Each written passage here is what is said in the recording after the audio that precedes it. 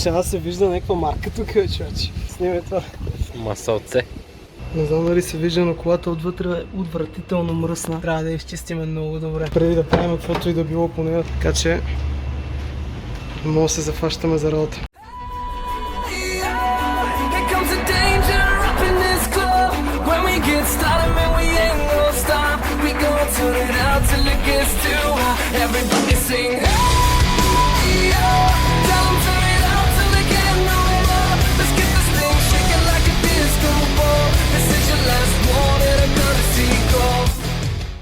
Класика в жанра BMW 46 M52 ТУ 2.5 бензин. Сигурно се чуете как стигнахме до тук, сега ще разберете. Всичко почна на рождения ми ден и докато колегите ме поздравяха, стана време да ходим да взимаме колата. Вече я бяхме видяли веднъж на живо, бяхме я и карали, така че остана единствено и само да я прехвърлиме. Взимам някои работи за чистене и тръгвам към нея. Оп, ето я и нея. Минаваме през нотариуса и става наша. Не знам дали се вижда, но колата отвътре е отвратително мръсна. Само погледнете. Тук що съм я взел. Ще трябва да я изчистиме много добре, преди да правим каквото и да било по нея, защото не искаме да се чувстваме гадно докато работиме. Така че може да се зафащаме за работа. Колата външно за тия пари, разбира се, има многобройни забележки, но нищо не пречи да я измием все пак. Ето го и резултатът. Колата определено трябваше да се изчисти и отвътре, защото състоянието, в което я намерихме, изобщо не беше подобаващо нито за снимане, нито за правене на каквото и да било по нея. Общо взето предните собственици не са се интересували много от това в какво състояние ще я вземем, но така или иначе това не е и най-важното. По едно време почнах да се чувствам, че от толкова бокуци мога да намеря и златна монета, но единствените монети, които намерих, бяха ето тези, разбира се.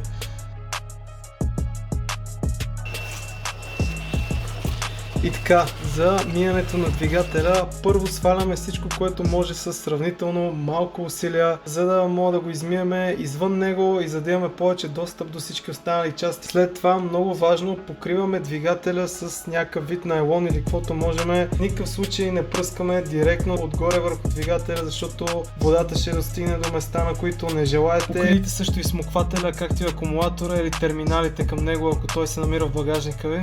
Пръскането общо взето е ясно, гледате да измиете колкото можете от колата, колкото се може по-добре, като само внимавате с общо взето електрическите връзки, конектори и така нататък. Не е желателно да пръскате директно с струята и то отблизо към тях, защото не са си първи приятели.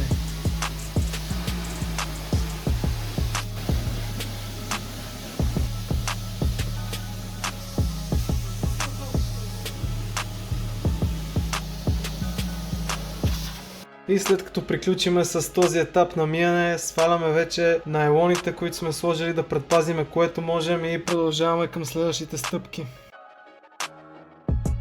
Вземете някакъв препарат, какъвто имате и започнете да чистите самия двигател. Тук общо взето мога да се впуснете бая в играчка, зависи колко искате да се постараете и крайният резултат колко да бъде добър. Просто има много недостъпни места, до които много трудно мога да стигнете, ще ви трябват всякакви видове инструменти, четки и така нататък. Както виждате, ползваме и четки за зъби. Започнете от по-замърсените места с повече кал, масло и всякакви възможни наслагвания от прах. Само вижте колко мърсотия излезе за почти 0 време. И малко по малко се придвижвайте към страничните части, всякакви видове ламарини, пластмаси и така нататък. Общо взето в този етап всичко зависи от това колко време искате да отделите и докъде изобщо мога да бръкнете и да стигнете.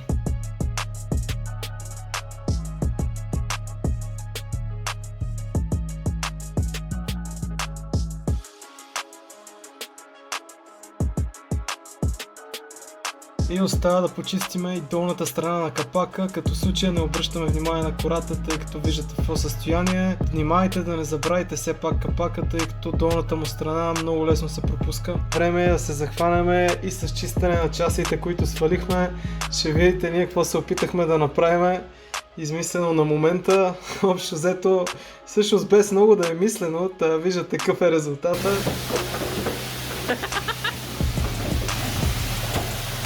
Нищо не седи там, къде трябва да седи, колкото и да се опитваме. Глобяваме всичко обратно и виждате какъв е резултатът. Определено разликата се вижда. Да, отнема време, да, не е приятно, но след това работите по един чист двигател и просто има огромна разлика. Окей, хора, тъй като сега ще видите, взехме колата с недостатъчно количество масло за хидравличната и система и общо взето искаме да проверим точно какво е сипано вътре, какво е състоянието и дали всичко е наред, евентуално да долееме, въпреки че със сигурност ще трябва да го сменим цялото. И така, сега ще се опитам да направя една експериментирана демонстрация на това защо не трябва да се смесват двата различни типа хидравлично масло, какво точно се случва и защо трябва да внимавате какво сипвате. Сега по този начин ще се опитам да смеса двете течности, за да видим точно какво ще се получи, дали ще се смесат, колко бързо ще стане и изобщо ще видим ли нещо с просто око. Когато смесваме различни видове течности, често получаваме оттайка, сгъстяване или дори разлагане на смазочните свойства. Това, разбира се, може да доведе до повреда в помпата, рейката или маркучите. Причината общо взето е, че различните формули имат несъвместими добавки. Някои съдържат минерални масла, други са синтетични, а трети имат специални присадки за конкретни системи. Няма да навлизаме особено в подробности в момента какво точно означават тези неща. Важното е да разберем, че не са съвместими. На пръв поглед изглежда, че се смесват, но когато погледнем малко повече в детайл, се вижда как двата цвята не са напълно обединени и на моменти мога да забележиме наистина как седят разделено.